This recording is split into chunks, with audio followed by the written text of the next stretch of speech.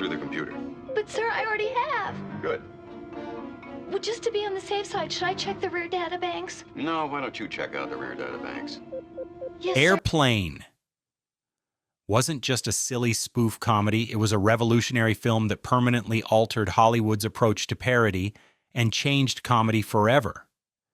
Behind the scenes, the production was a chaotic blend of rejected actors, studio skepticism, and uncontrollable on-set laughter that repeatedly ruined takes.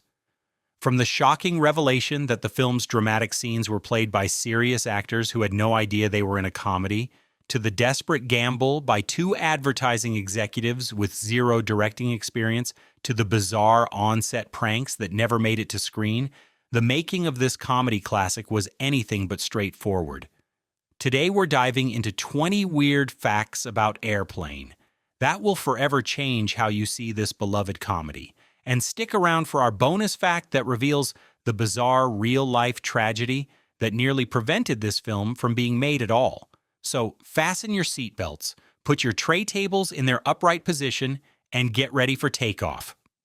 Airplane was created by three guys who had never made a movie before. The film wasn't directed by established Hollywood veterans. It was created by three advertising executives who decided to gamble their careers on comedy.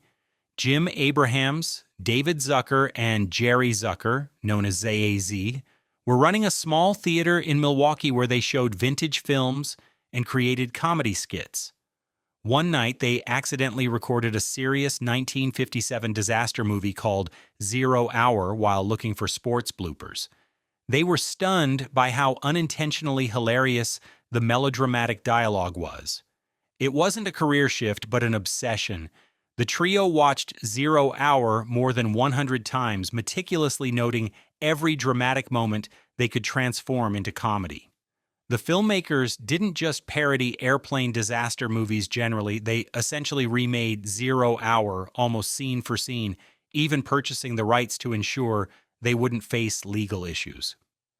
The dramatic template became the perfect, straight-faced backdrop for their absurdist humor, creating a comedy revolution nobody saw coming. Leading man Robert Hayes almost didn't get the part because the studio wanted a comedian. The role of Ted Stryker wasn't written for a relatively unknown TV actor. It was intended for a major comedy star. Paramount executives pushed hard for established comedians like Bill Murray, Chevy Chase, and David Letterman. The studio wasn't convinced that a dramatic actor could deliver the deadpan comedy the script demanded. Robert Hayes was best known for his role in the sitcom Angie, hardly a comedy powerhouse. What changed everything wasn't a brilliant audition. It was Hayes' natural ability to maintain absolute seriousness while delivering ridiculous lines. During his screen test, he never broke character or acknowledged the absurdity of the dialogue. The directors immediately recognized that this was exactly what the film needed. Not a comedian winking at the audience, but someone who could sell the drama while surrounded by chaos. This casting decision established the central rule of the Zaz comedy style. The funnier the situation, the more serious the delivery needs to be. The famous "Don't Call Me Shirley" line wasn't in the original script. The film's most iconic line wasn't carefully crafted by the writers. It emerged spontaneously during filming. Leslie Nielsen, playing Dr. Rumack, had the scripted exchange where Ted Stryker says, "Surely you can't be serious." And Rumack was simply meant to respond, "I am serious." During rehearsals, Nielsen spontaneously added, "What? And don't call me Shirley." The crew erupted in laughter, and the line was immediately added to the script. What audiences didn't know is that this wasn't the first time Nielsen had used the joke. He had been playing with this wordplay for years at parties and among friends, waiting for the perfect moment to deploy it professionally. The improvised edition wasn't just a funny line, it became the perfect encapsulation of the film's deadpan approach to absurdist humor. In a single moment, Nielsen transformed from dramatic actor to comedy legend, launching the second phase of his career that would define his legacy. Leslie Nielsen wasn't hired for his comedy skills. He was a serious dramatic actor. Leslie Nielsen wasn't brought on as a comedic performer. He was cast specifically because he had spent decades as a dramatic actor in serious roles. Before Airplane, Nielsen had appeared in over 50 movies and 1,500 television programs, almost exclusively in dramatic parts. He was known for roles in science fiction films like Forbidden Planet and disaster films like The Poseidon Adventure. His casting wasn't despite his dramatic background, it was precisely because of it.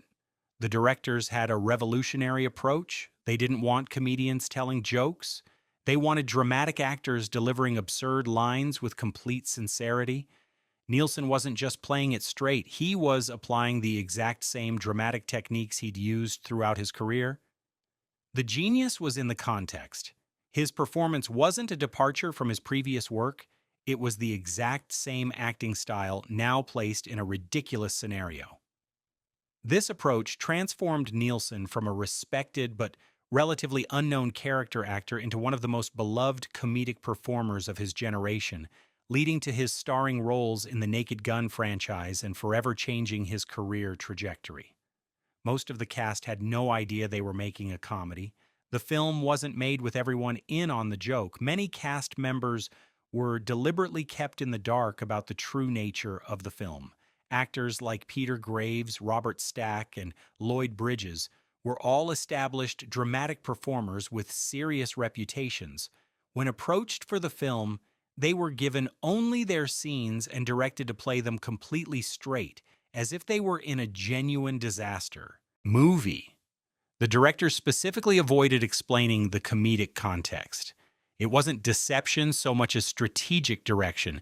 Peter Graves initially refused to say the infamous line asking Joey if he'd ever seen a grown man naked because he found it inappropriate. It took significant convincing from the directors, who assured him the line would work in context. The dramatic actors weren't just playing it straight, they genuinely approached the material as they would a serious film. This tension between the absurd script and the earnest delivery created the film's unique comedic energy. The dramatic actors' confusion about why certain lines were written the way they were actually enhanced their performances, creating the perfect deadpan delivery that made the film legendary. The directors created a bizarre rule. No one in the cast was allowed to find anything funny.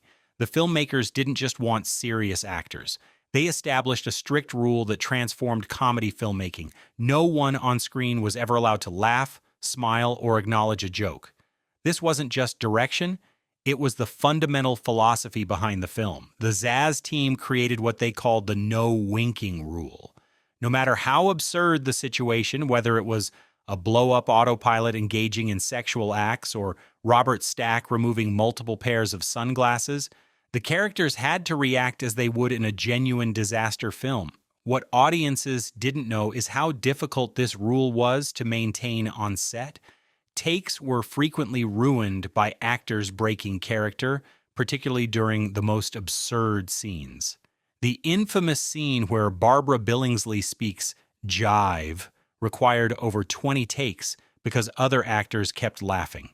The directors were merciless about maintaining the rule, sometimes spending hours on simple scenes to ensure perfect deadpan delivery. This commitment to the bit established what would become known as the Zaz style of comedy, a technique that would influence decades of comedy filmmaking from The Naked Gun to Anchorman. The movie contains hidden references to an 80s basketball rivalry. The film wasn't just filled with obvious jokes. It contained subtle references to the director's personal obsessions, particularly their fanatical love of basketball. The Zucker brothers were passionate Milwaukee Bucks fans, and their rivalry with the Los Angeles Lakers influenced several hidden jokes throughout the film. The most notable is the scene where a passenger loses his composure, stating, "The way we came back in the third quarter, those guys couldn't hit a basket." This wasn't random sports dialogue, it was a direct reference to a specific Bucks-Lakers playoff game. It wasn't just one scene. Throughout the movie, background newspapers feature headlines about Kareem Abdul-Jabbar, who has a cameo as the co-pilot. The basketball references weren't obvious enough for most viewers to notice, but they weren't isolated Easter eggs. They were part of a larger pattern of the directors inserting their personal interests into the background of scenes, creating a rich tapestry of jokes that reward repeated viewings. This layered approach to comedy, with foreground gags supported by background jokes, became a signature of their style and influenced comedy filmmaking for generations. The famous jive talk scene was created because no one could understand real jive. The iconic scene where Barbara Billingsley translates jive wasn't originally planned. It emerged from a practical problem during production. When writing dialogue for the two black passengers, the directors initially attempted to use authentic jive slang from the late 1970s. During table reads, they discovered a significant problem. No one else in the predominantly white production could understand what the characters were saying. Rather than simplify the dialogue, they transformed the communication barrier into one of the film's most memorable jokes. What audiences didn't know is that the jive dialogue wasn't authentic street slang. It was an exaggerated, partially made-up version created by actor Al White, who played one of the passengers. White worked with the directors to create dialogue that sounded authentic to unfamiliar ears but was deliberately absurd. The subtitles added another layer of humor by translating the exaggerated jive into overly proper English. This scene walks a delicate line between racial humor and social commentary, using the universal language barrier for comedic effect while making White inability to understand black vernacular the butt of the joke. The film features multiple pornographic actors in non-sexual roles. Airplane wasn't cast entirely with traditional actors. The filmmakers deliberately hired adult film performers for straight-faced cameos. Kitten Natividad, a famous exotic dancer and adult film star, appears briefly as one of the passengers reading a magazine. Similarly, Jimmy Walker appears in an unusual cameo, where only his teeth are visible during the smoking ticket joke. These casting choices weren't random. They were part of the director's strategy to fill the screen with unexpected faces. It wasn't just about shock value. The directors were obsessed with creating layers of jokes that would reward viewers on multiple watches.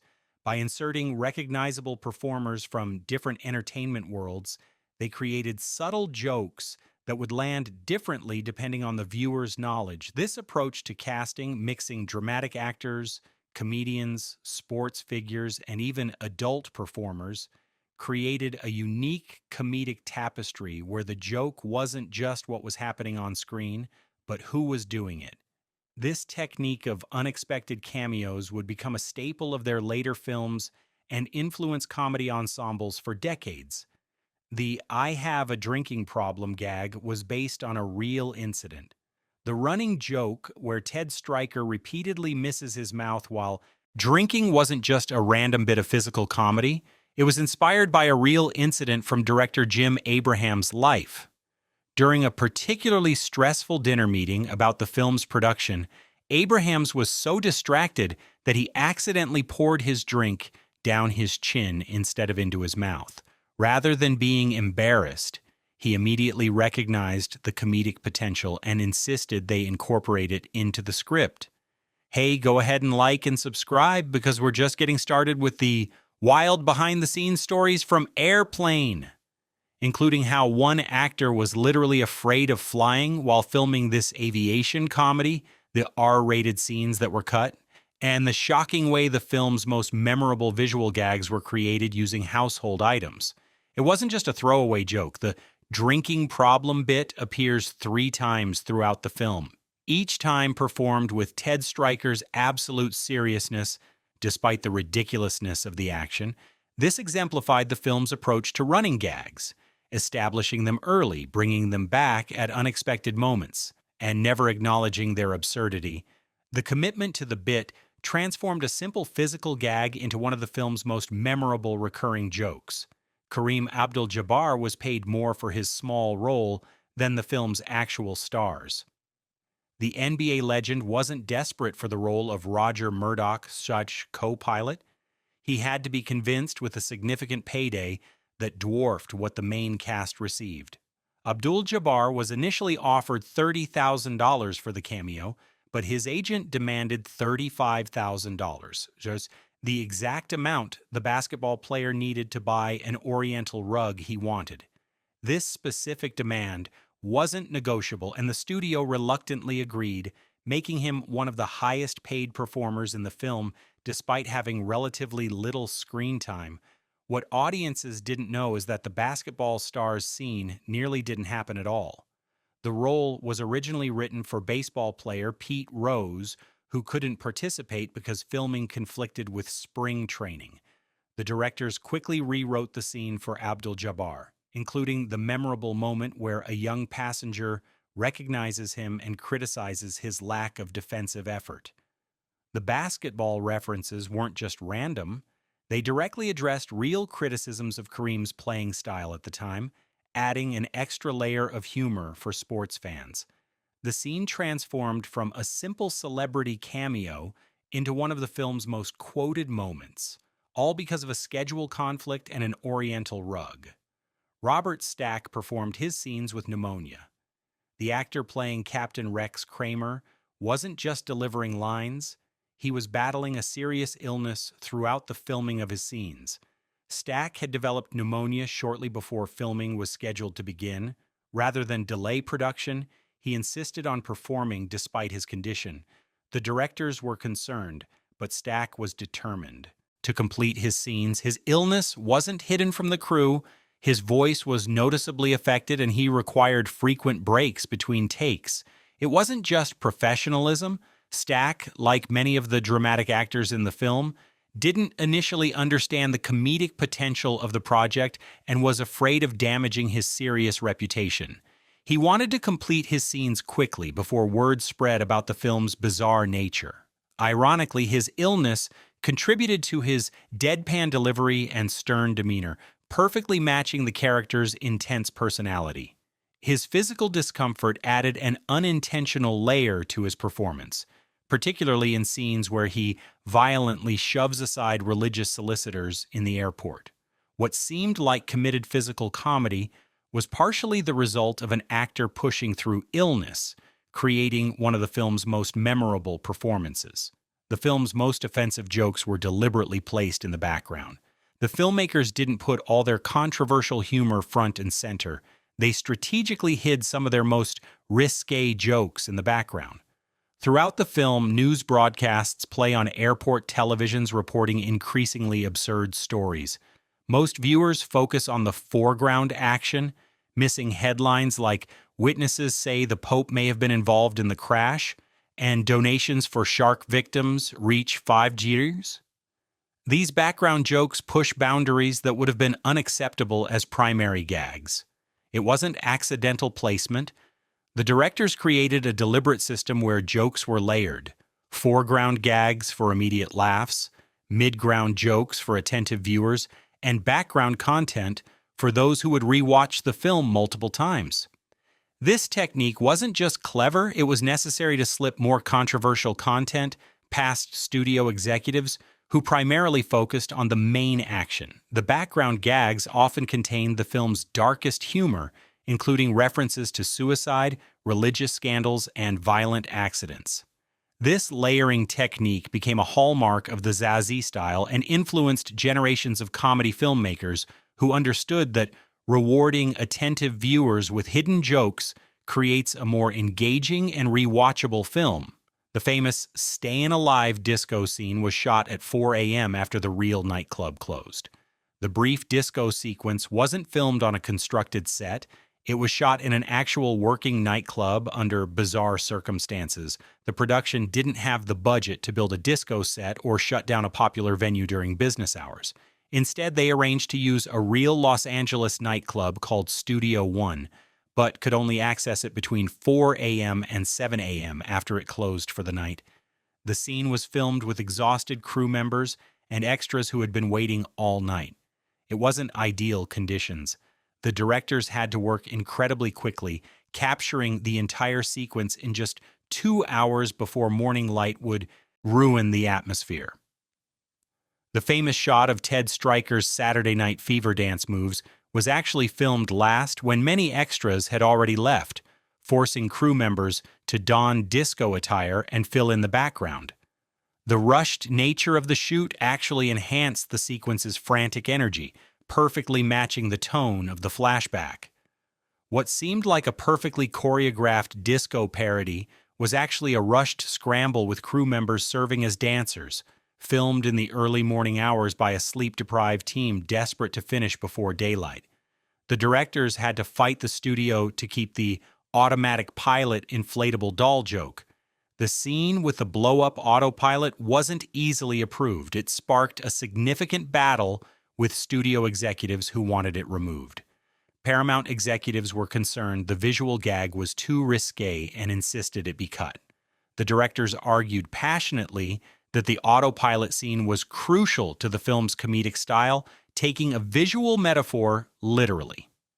The conflict reached such intensity that the Zaz team threatened to quit the project entirely if the scene was removed.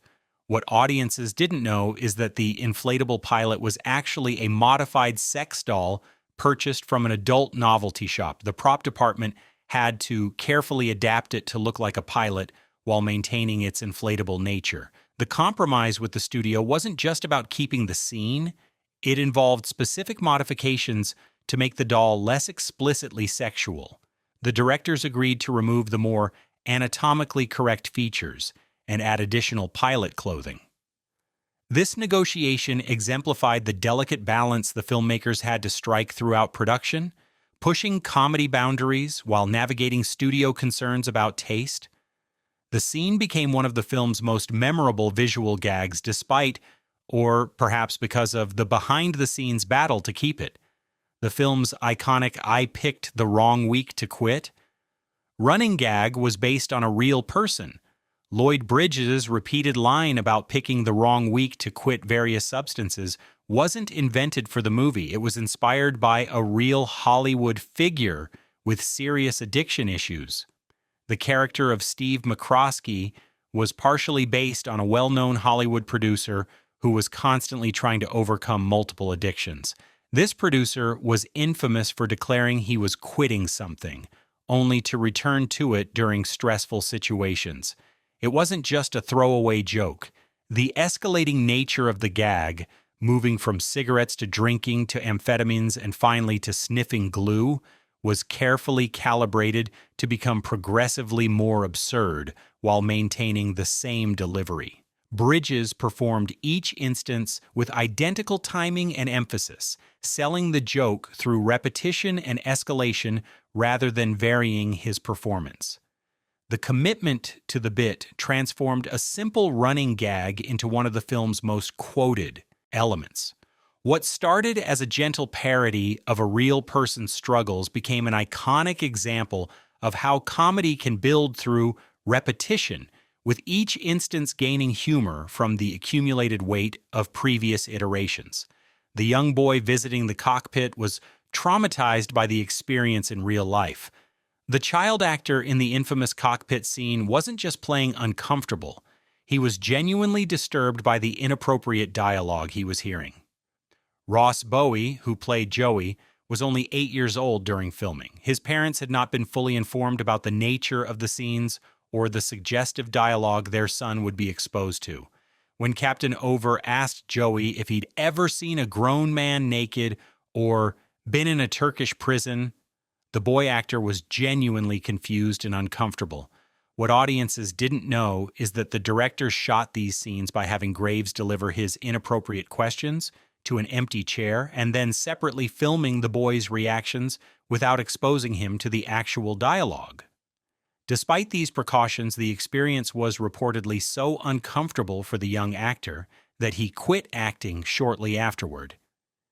In interviews years later, Bowie revealed that he didn't fully understand the implications of the scene until he rewatched the film as a teenager, suddenly realizing the pedophilic implications of the dialogue. The scene's uncomfortable humor comes partly from genuine discomfort captured on film, a reminder of the real human consequences sometimes hidden behind iconic comedy moments.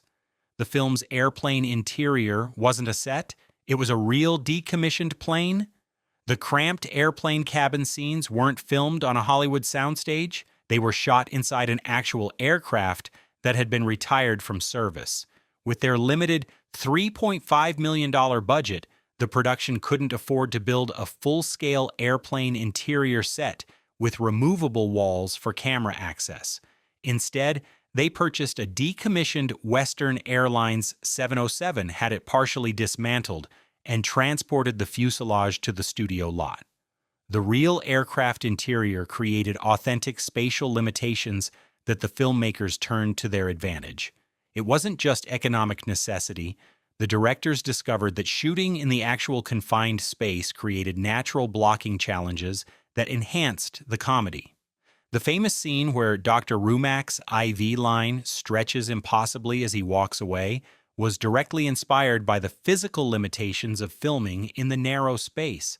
Similarly, the sequence where multiple passengers line up to slap the hysterical woman was choreographed to work within the confines of the real aisle.